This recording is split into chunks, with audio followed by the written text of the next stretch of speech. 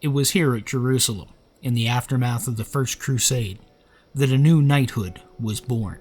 The poor, fellow soldiers of Christ and the Temple of Solomon, popularly known as the Knights Templar, was the most famous and infamous of the crusading military orders. Formed between 1118 and 1120 AD, the Templars had the mandate of protecting the many Christian pilgrims who ventured to the Holy Land to see the sites sacred to their faith. The Templars were an unusual order in that they lived both an active and contemplative life, making them effectively the first warrior monks in the Western world.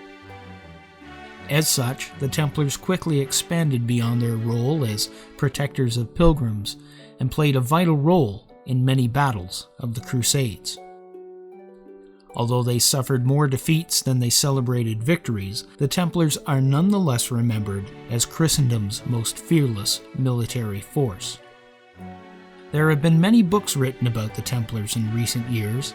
Unfortunately, the vast majority of them have perpetuated myths about the Templars that were created almost the second the order ceased to exist. If there was some hidden treasure, sacred relic, or secret knowledge, the Templars found it buried beneath the Temple Mount, and the discovery made them rich and powerful, or so the speculative authors would have us believe.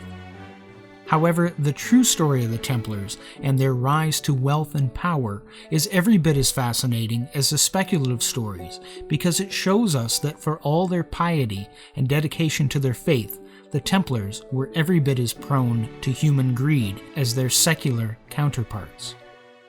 This rise in power and prosperity continued until the Templars ran foul of King Philip IV of France, who arrested the Templars on Friday, October 13th, 1307, on a variety of heretical charges.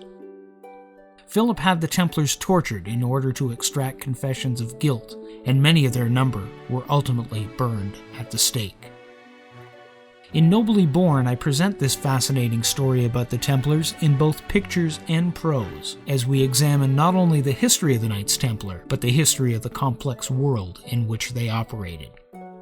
It was a world where political and personal interests often overshadowed the greater mission of the Crusades, a world in which yesterday's enemy could become today's ally, and one in which patron could become persecutor just as quickly. As East and West once again wrestle with each other in a battle of ideologies, Nobly Born is not so much a book about history as it is a mirror through which to examine today's world.